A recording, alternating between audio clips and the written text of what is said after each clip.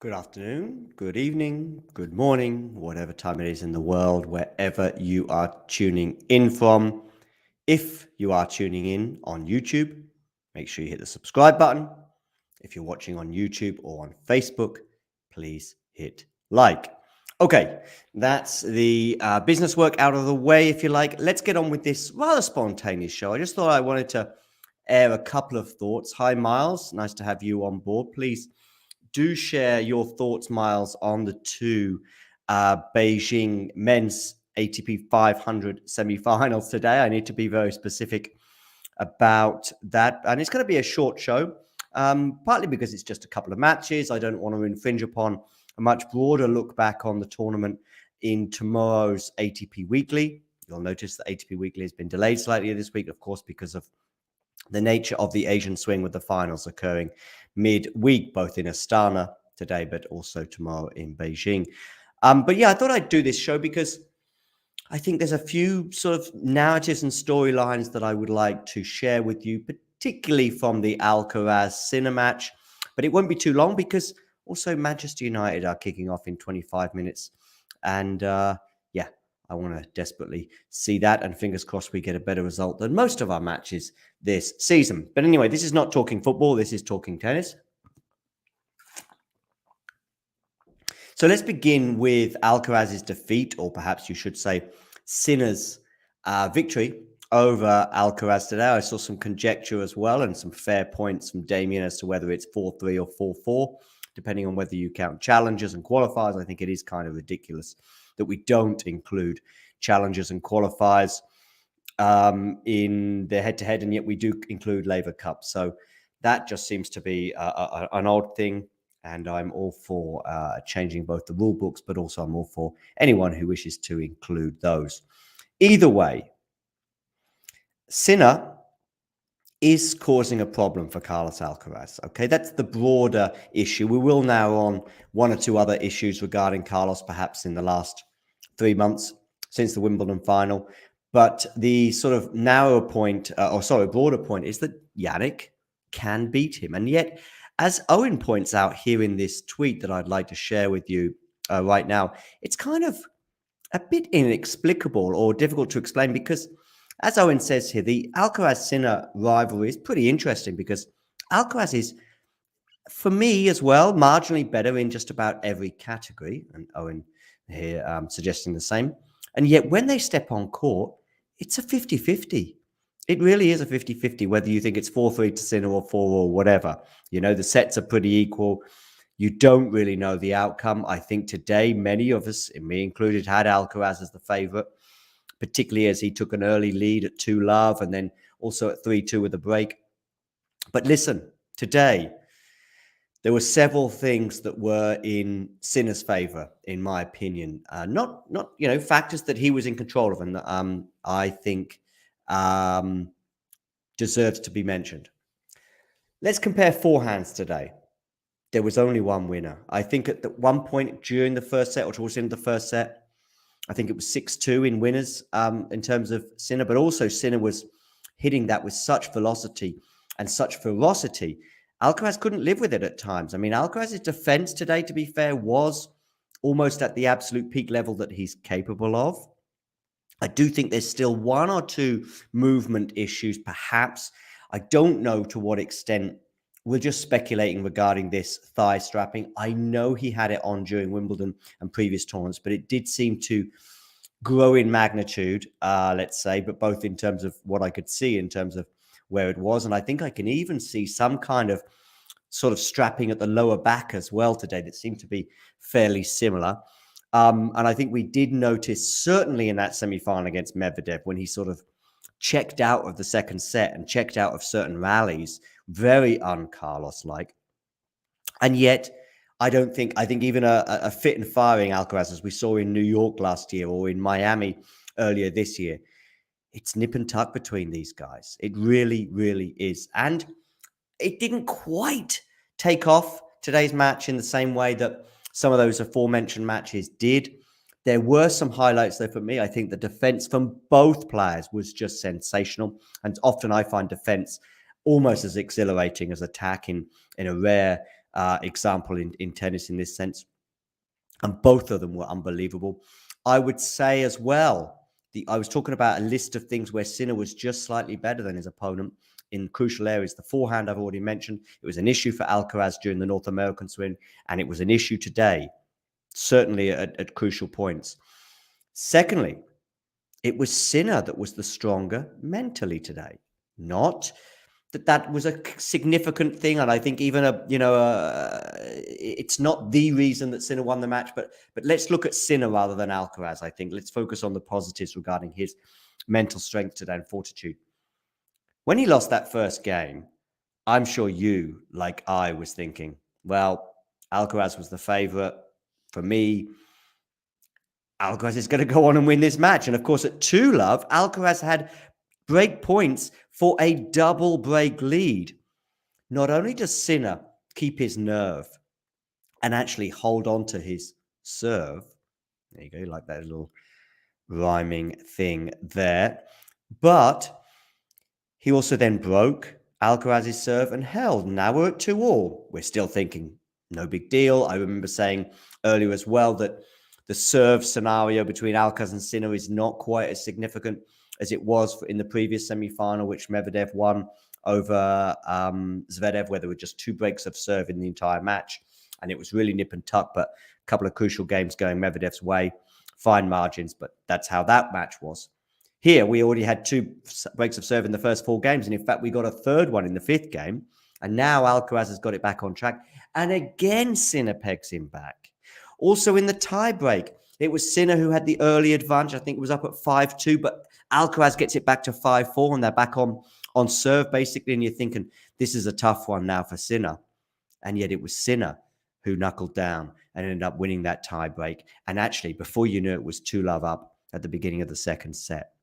There was another metric, to use the terminology that Owen has used on the screen today, that I think also was in Sinner's favour today, and that was the serving. It was something that was highlighted at the beginning of the match by a couple of people saying that for them, Sinner's serve was still not good enough at the top level.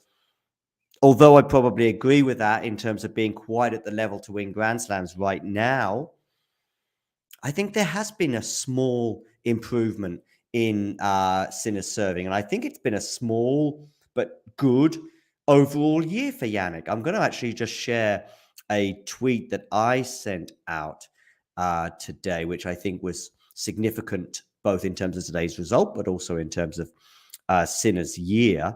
As Sinner, by the way, looks as though he's almost certain to qualify for the end of year finals in Turin.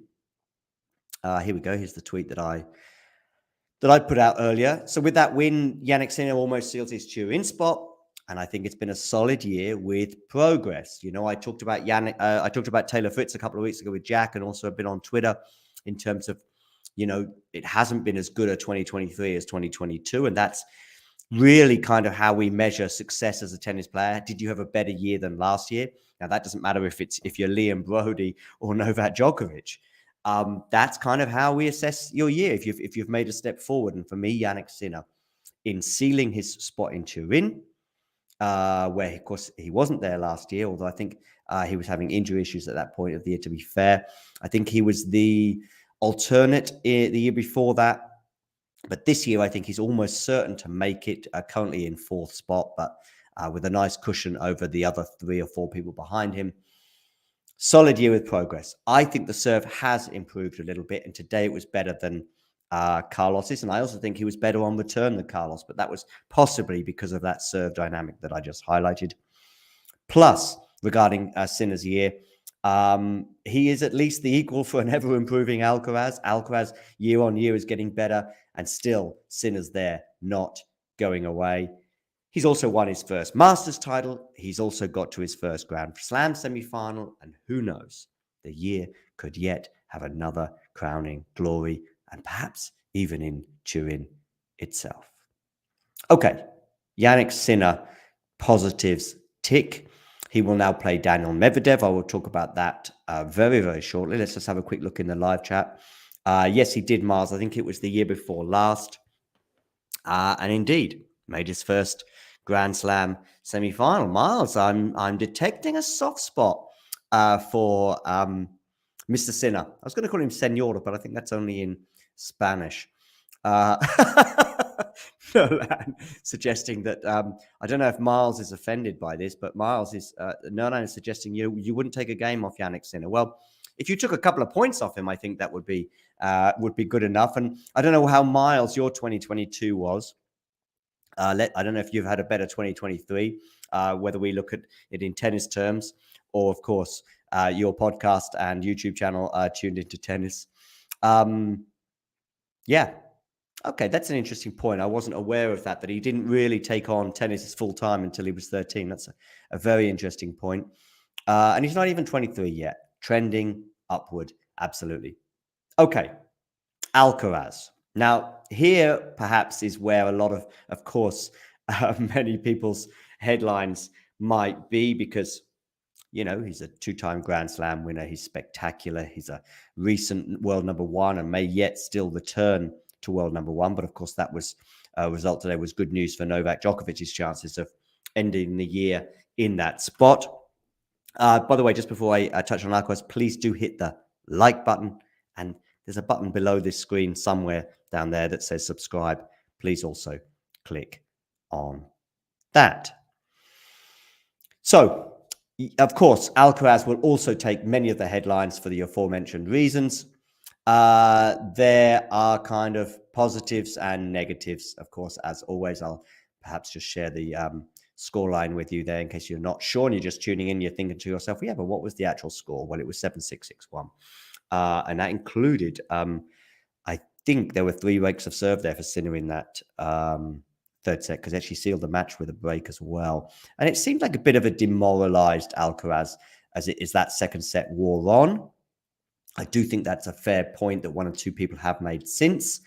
But I do think that there's far broader tennis issues that were to blame today. First of all, the man on the other side of the net in Yannick Sinner. Secondly, the forehand. Thirdly, the serve. And perhaps even the return. Just 1 or 2% off, and that's all it takes at this level, particularly against an opponent such as Yannick Sinner. But again, let's go back to our good friend, Mr. X, aka Twitter. And again, I think there was I've mentioned some of the tennis flaws, if you like. I think a little bit of the movement as well. Hey, listen, in 10 days from now, a couple of weeks from now, we could be looking at Carlos Alcaraz winning another Masters 1000 and the first time for him in Shanghai. So that, of course, gets underway tomorrow. Probably he would still go into that as the favorite, depending on the draw, depending on where Sinner probably falls more than anyone else, depending on, of course, the condition that some of these players are going to be in. I mean, Medvedev has played a lot of tennis in the last couple of weeks, and perhaps that caught up with him today. I will just touch on that second semi-final shortly. 10 minutes away from kickoff at Old Trafford. So you've at least everyone out there, exactly when this show is going to be the absolute end. It will not go beyond 12 minutes from now. So anyway, Alcaraz, broader issues, yes, tennis issues that I think will get ironed out. There is something else, of course, going on with Alcaraz at the moment. I think in terms of, his schedule, in that we know that he's going to be competing. I think he's been confirmed for Basel. By the way, he's also been confirmed today for Rio. So we pretty much know how his next 4 months are going to look like. We also know that after this indoor season is done, and so that would be the ATP finals in Turin for him, he will not be playing tournaments pre-Australian Open. No United Cup, no Adelaide. There's a 250 in India, I believe, but I would probably have thought that the Adelaide one would really be the most likely one. There will be no tennis for him. He will begin his tournament possibly on the Sunday in Australia, because of course we now know it's going to be a 15-day tournament. That is the plan. I think it's an interesting plan, and it may well be the right one. We see it a lot with other players, going into Wimbledon in particular, where Rafa and Novak barely play any tennis beforehand. But there's a few reasons that, of course, with the scheduling and Roland Garros obviously finishing on the eve of that tournament, or the grass court season in particular, and also the quick turnaround and the fact that at Roland Garros, those two are normally fairly deep in that tournament, Rafa in particular. So that makes sense. But it's an interesting one, and I kind of understand it. I think there's a lot of players, Stefanos Tsitsipas springs to mind, who haven't taken advantage enough of the off-season. Perhaps Casper Ruud, perhaps even Rafa himself last year with those exhibitions in Latin America. So I think it's a really interesting plan. And I think if Carlos can get through the first couple of rounds in Melbourne, that's it. That's your preparation. Then you're on. The problem is if you may be a bit vulnerable in the first round or two and you have a tough draw, you get Jack Draper in round 1 or round 2 and you're thinking, oh dear, this is a bit tricky. Well, Jack Draper, I wouldn't be surprised if he is seeded by then because he's playing good tennis right now. And we also know that he signed up for Rio, so that's, I think, kind of an interesting one. So I don't know whether that means he will or will not play Acapulco, but yeah, that's Carlos's schedule. But I also think there's been some hyperbole on our good friend X today. And I also think, not just hyperbole, I just think that it's far too much recency bias. I did suggest that today Carlos was a bit demoralized as it got towards the end of the match there at 4-1, 5-1 in that second set. I do think that he was struggling to find a way, as is kind of highlighted here in this tweet, by AM to 2 p.m., where he says one of the challenges for Alcaraz would be to find the resilience that the big three has to fight when struggling. Similar to when Djokovic found a way in Cincinnati against him, Nadal or Djokovic would not have disappeared in the second set after a hard-fought set. I don't think he disappeared. He had a match point. He had a championship point in that second set. So he's up a set and a break, I know, and Djokovic, as Djokovic can do, and also the conditions were very significant as that match cooled and the temperatures dropped and Djokovic found a second wind. And we also know how Djokovic tends to favor sort of the early evening or later night matches, as we see so often in Melbourne in particular. I think that was more significant than Alcaraz's lack of resilience. In fact, I would actually say that was another match there in Cincinnati that highlighted Carlos's unbelievable resilience, because basically he was on the rack so much in that third set. I mean, again, he's facing championship points of his own. By the way, the championship point he didn't win was of no fault of Carlos's. It was on a Djokovic serve. Djokovic served really well, and Alcaraz was never in the point. And that happens in tennis.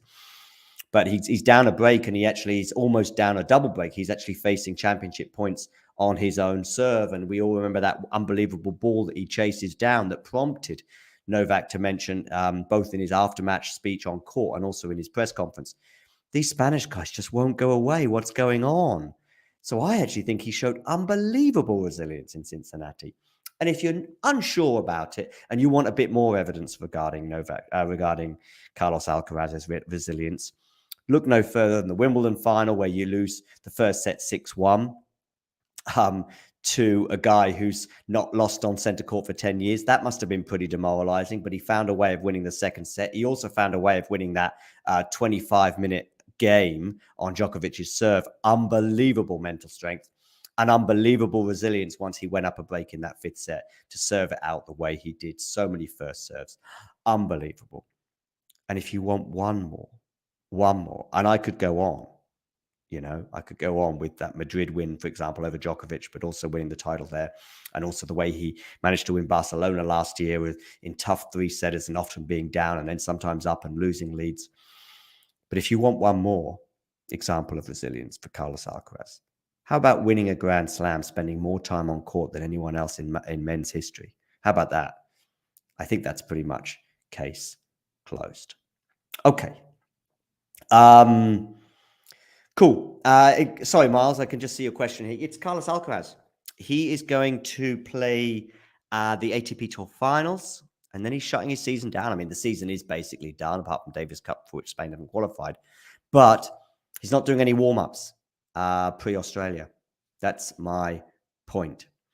And also, Matthew, you make a really good point there. Yeah. I mean, we could probably look at maybe some of Djokovic's resilience in his early 20s and late teens. You could perhaps even look at maybe Federer when he started to have a rival and maybe he couldn't always find a way against Rafa and so on and so forth.